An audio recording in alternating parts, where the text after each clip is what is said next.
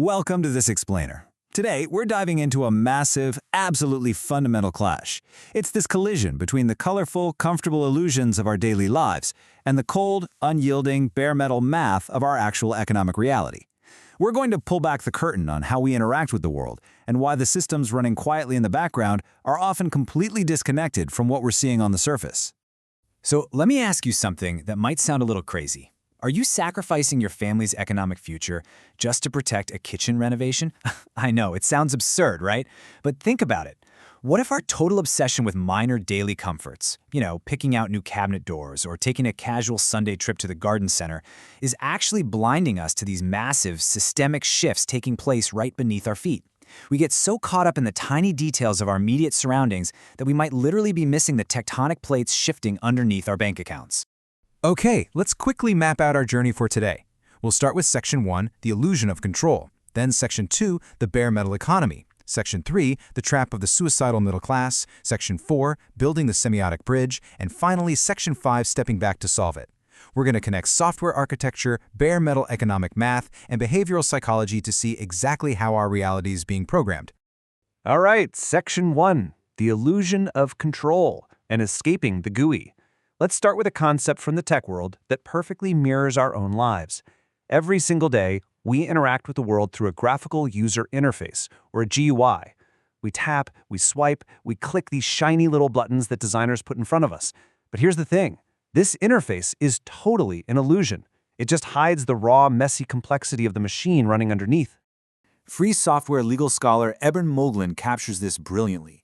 He says, we get the chimpanzee hitting buttons, but we chat with each other. It isn't as good. By relying on these pre-drawn buttons for quick dopamine hits, we're basically trading our deep, nuanced human agency for the absolute simplicity of pulling a colorful lever. If a developer didn't draw a button for it, well, we simply can't do it. We essentially become passive tenants in our own lives, just renting space in a system designed by someone else, completely unable to modify the core structure. The contrast here is what's absolutely crucial. The GUI of life is filled with visual illusions, minor consumer comforts, and heavy systemic bloat. We're all focused on those shiny buttons, but beneath that, that's the bare metal reality. In computing, bare metal means exact electrical voltages and deterministic logic gates operating without an operating system getting in the way. In our society, it means the unyielding deterministic math of asset distribution, which we are largely ignoring because we are just so distracted by the interface.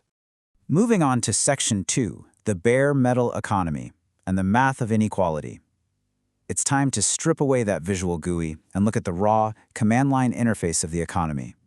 We're going to examine the math of wealth, drawing on a pretty fierce debate playing out right now in the UK between inequality campaigners and free market economists. Former financial trader turned inequality economist Gary Stevenson presents a very stark mathematical model. He argues that if vast fortunes compound at high percentage rates, while the broader economy grows at just 1 or 2%, that wealth just compounds exponentially at the very top. In his view, you simply cannot mathematically sustain both an untaxed ultra-rich class and a comfortable asset-holding middle class. The arithmetic demands a resolution. One is inevitably going to consume the other. To counter this mathematical trajectory, Stevenson campaigns for a highly specific solution: a 2% wealth tax on fortunes strictly above £10 million. He argues this is a mathematical necessity to prevent everyday assets, things like housing and land, from being completely consolidated by the ultra-rich over the next few decades. For him, it's purely a numbers game. Now, on the flip side of that debate, there is strong counter-evidence.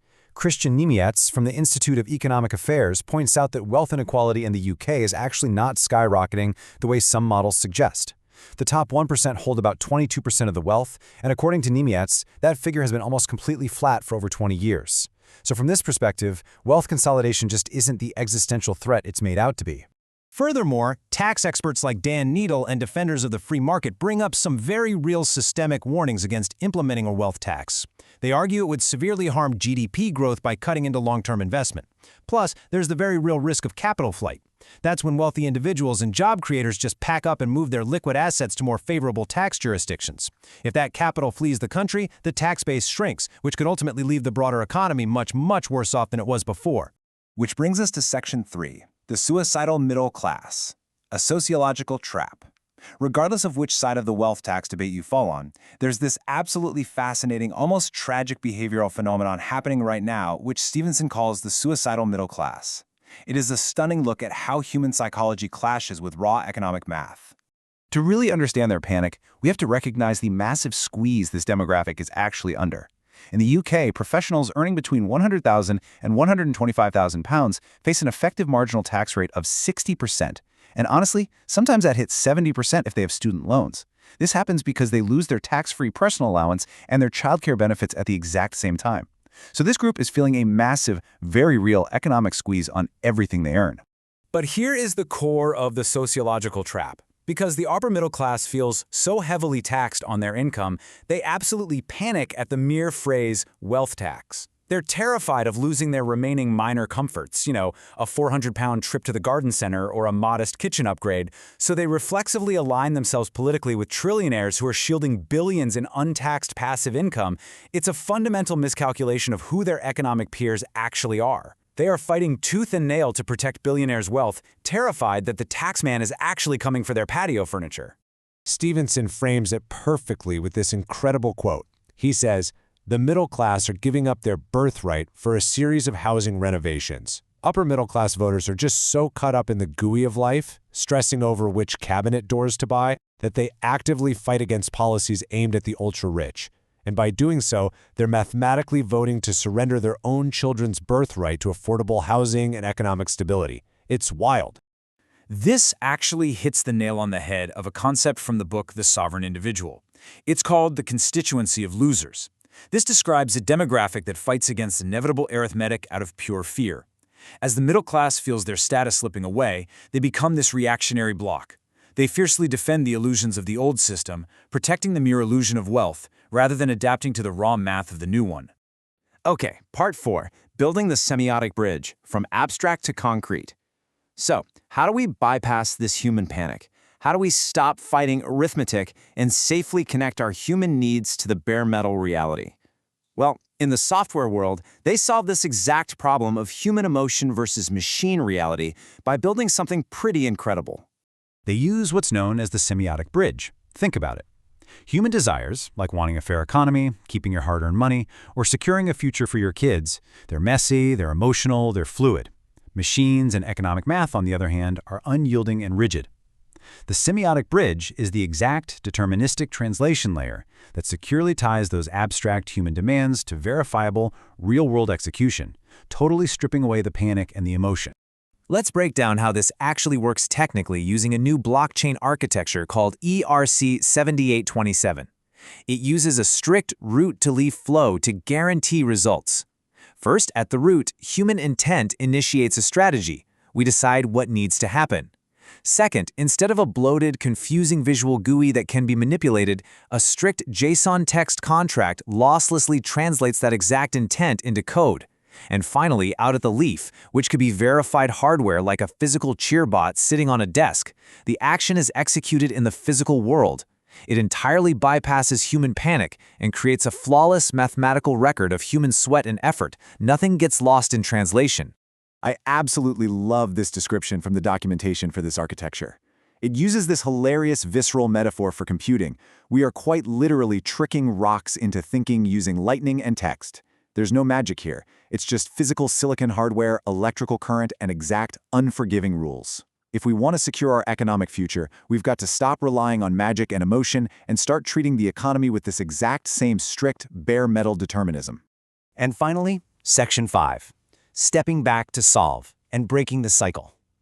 To grasp that command line, we first have to break out of our current behavioral loops. We have to physically and mentally stop furiously clicking the shiny buttons in front of us.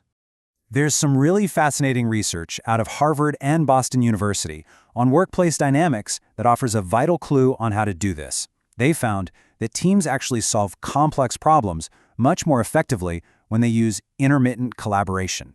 By breaking away from constant contact and the always-on noise, which by the way is the exact equivalent of the GUI in this context, groups dramatically improve their collective intelligence. Stepping away stops them from rapidly converging on a bad idea purely out of panic or groupthink. So we need to take that exact principle and apply it to our economic lives. To escape the trap of the suicidal middle class and that absolute panic over kitchen renovations, we have to step out of the daily washing machine of our shiny GUI. We need intermittent breaks from the noise to clearly observe the bare metal math, bypass our own financial panic, and see the true trajectory of our long-term wealth. The systems running our world, from silicon chips to compounding wealth, operate on strict, unapologetic math. So here's the question I want to leave you with. The choice is yours. Are you going to remain in the GUI, passively pulling levers and worrying about cabinet doors while the very foundation shifts beneath you? Or will you grasp the command line, observe the bare metal reality, and become the sovereign pilot of your own future? Thanks so much for joining me on this explainer, and I'll see you next time.